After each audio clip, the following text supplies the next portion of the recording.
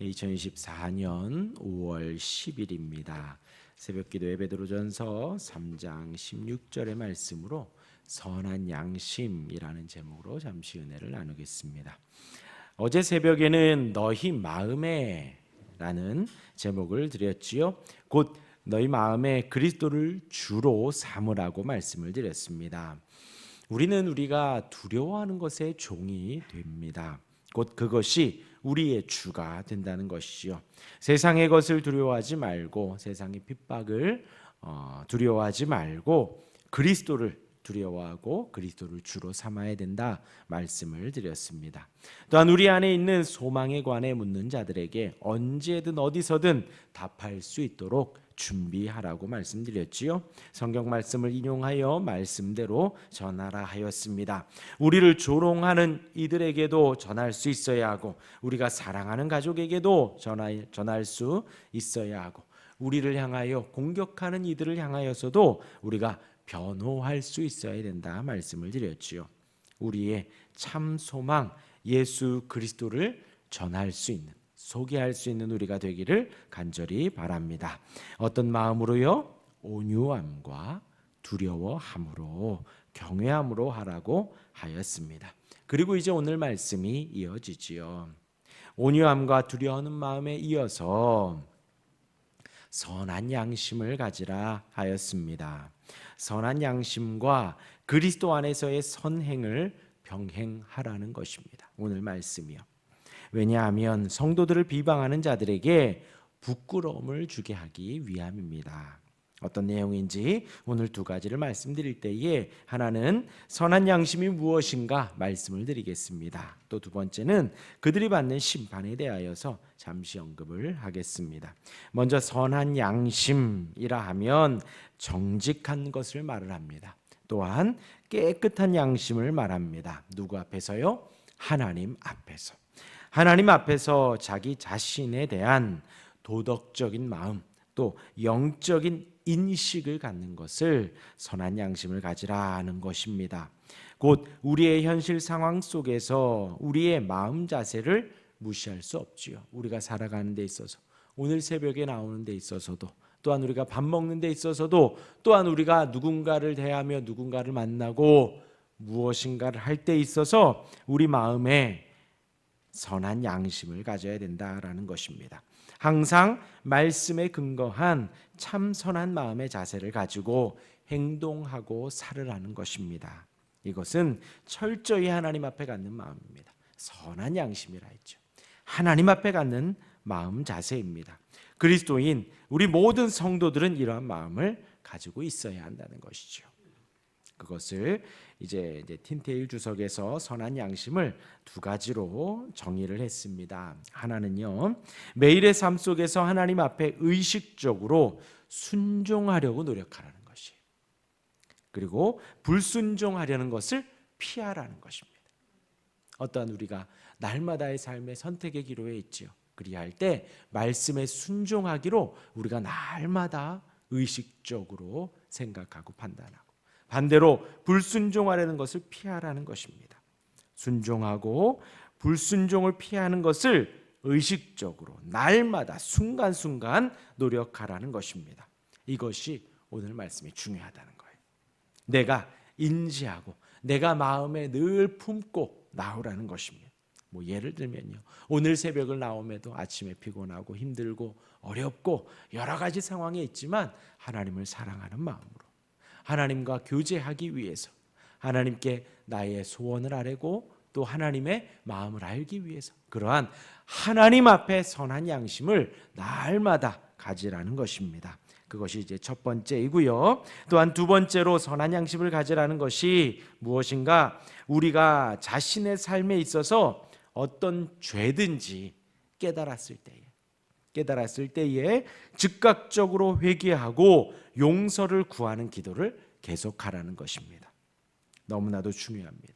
우리가 사는 데 있어서 이것이 죄다라고 하면, 인지가 되면, 깨달아지면, 악이라고 생각되어지면 바로 회개하는 거예요. 바로 깨달았을 때에 바로 하나님 앞에 용서를 구하고, 누군가에게 잘못했을 때에 바로 용서를 구하는 것입니다.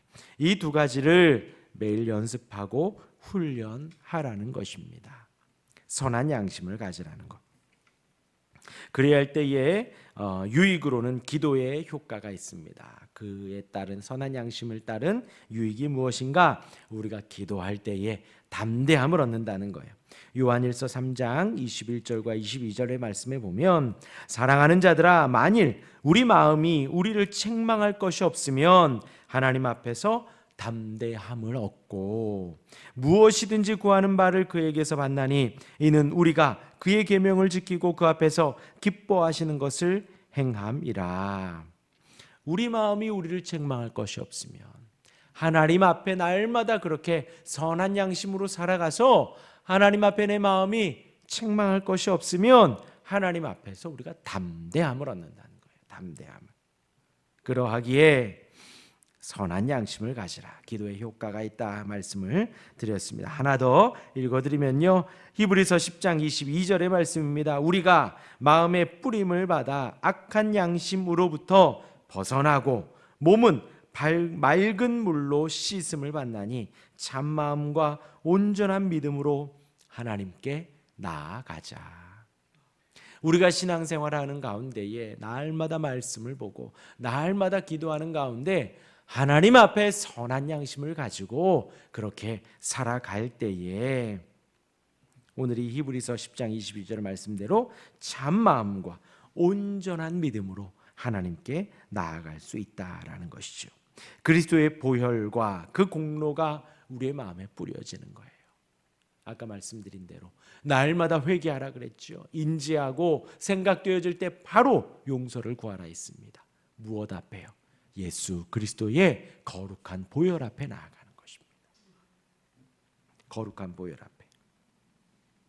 우리가 용서를 받을 수 있는 근거는 나의 죄 용서하는 주님 용서해 주십시오 하는 회개의 기도가 아니에요. 내가 죄 용서함을 받는 근거는 내가 착하게 살아서도 아닙니다. 내가 죄 용서함을 받는 근거는 예수 그리스도의 보혈의 공로 때문입니다. 예수님의 이름 때문입니다. 예수님의 십자가 사역 때문에 우리가 용서함을 받는 것이지, 우리가 아무리 아까 말씀드린 대로 용서함을 구하고 용서해 잘못했습니다 금식 기도하며 토로하고 하나님 앞에 부르짖어도 우리는 용서함을 받을 수 없습니다. 예수님의 보혈의 공로가, 예수님의 이름이, 예수님의 십자가의 은혜가 우리를 용서해 주시는 근거가 되어지는 거예요. 그 앞에 용서를 구하고 그 앞에 잘못을 고하는 것입니다. 만약 이러한 인식이 없다면 어떻게 될까요? 이 선한 양심에 대한 인식이 없다면 우리는 세상에 흐르는 흐름 속에 살아갈 수밖에 없습니다. 마음의 원함대로, 육신의 원함대로 살아가는 거예요. 아까 말씀드렸죠. 새벽에 우리가 기도하러 나옵니다. 하나님을 사랑하는 마음으로 나오고 하나님과 교제하기 위해서 나옵니다. 그런데 의식적으로 그러한 마음을 갖지 않는다면 우리가 눈 떴을 때 우리의 마음의 원함대로, 육신의 원함대로 다시 또 잠에 들 것이고 다시 또 예배의 시간과는 점점 멀어지는 삶을 살아갈 것입니다.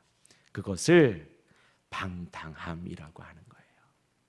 우리의 마음의 원대로, 우리의 육신의 원대로만 살아가는 것이 바로 방탕함입니다. 그래야 할 때 우리의 삶은 거룩함이 사라지죠. 우리를 비방하는 자들에게 우리가 할 말이 사라집니다. 그들에게 질 수밖에 없습니다. 오늘 이 16절에 방금 말씀드린 이 선한 양심의 그 전제가 무엇인가 하면요, 16절에 보면 그리스도 안에서의 선행입니다. 그리스도 안에서의 선행. 성도들은 항상 선행을 한다는 것이죠. 주님 주신 은혜가 있기에 은혜를 따라 우리는 의롭게 살아가고 선을 행하며 살아갑니다. 그러한 성도들을 세상 사람들은 항상 비방합니다. 불신자들은 우리를 향하여서 손가락질하고 비방하고 욕을 한다는 거예요. 우리가 싫어서가 아니라, 선행이 나빠서가 아니라 예수님을 비방하기 위해서, 예수님을 욕하기 위해서 우리를 향해 손가락질을 합니다. 그러기에 오늘 말씀의 제봉을 따라 선행을 하는 데 있어서 선한 양심, 하나님 앞에, 하나님 말씀 앞에 순종하며 살아가려는 우리의 마음을, 우리가 말하는 것과 행동하는 것의 그 이유를 하나님의 말씀 앞에, 성경 앞에 항상 가지고 있으라는 거예요. 항상. 그렇게 살아가며 잘못하고 회개하고 즉각적으로 고백할 때에 그 선한 양심으로 우리의 삶이 우리가 승리하며 살아갈 수 있다라는 거예요. 사랑하는 여러분, 우리의 선행에도 그러함에도 비방은 계속됩니다. 끈질기게 됩니다. 주님 다시 오실 때까지 믿지 않는 사람들은 우리를 향해 손가락질을 하게 되어 있습니다. 그러한 주님의 심판 때에 승리하는 이들은 누구일까요? 성도들이라는 거예요. 성도들. 비방하는 이들은 실패합니다. 지게 되어 있습니다. 부끄러움을 당하게 되어 있습니다. 부끄러움을. 그 부끄러움이라 함은 무엇이냐면요, 단순히 우리가 뭐 넥타이가 삐뚤어지고 얼굴에 무엇인가 묻고 만약에 머리가 막 삐치고 단순히 얼굴 빨개지는 것 정도가 아니에요. 여기에서 말하는 부끄러움은 전투에서 또는 하나님의 심판 가운데에서 철저하게 패배한 것을 말을 합니다. 그 앞에 무릎을 꿇는 거예요. 하나님 앞에 진 사람이 무릎을 꿇는 것입니다. 수치를 겪는 것입니다. 전쟁에서 패하여서 적에게 자신의 운명이 달려 있는 것. 정말 비참한 상태를 말을 하는 것입니다. 그러기에 성도들은, 하나님을 의지하여 선한 양심을 가진 성도들은 부끄러움을 당하지 않는다는 것입니다. 하나님과 함께 그 원수들 앞에서 하나님이 잔치상을 벌여주셔요. 우리는 그 안에서 천국 잔치를 누리게 되어 있습니다. 반대로 우리를 비방하고 욕하던 원수들은 그 앞에 무릎을 꿇고 부끄러움을 당하게 되어 있습니다. 그들이 우리의 선행을 가지고도 공격할지라도 그리스도께서 이미 이긴 전투에서 우리는 승리의 나팔을 불기 위해서 항상 선한 양심을 가지고 그리스도 안에서 선행을 행해야 합니다. 오늘 하루도 이러한 삶을 살기 위해 간절히 기도하시길 바랍니다. 오늘 하루도 이러한 삶 속에서 온전히 승리할 수 있기를 주님의 이름으로 축원합니다. 아멘. 기도하겠습니다.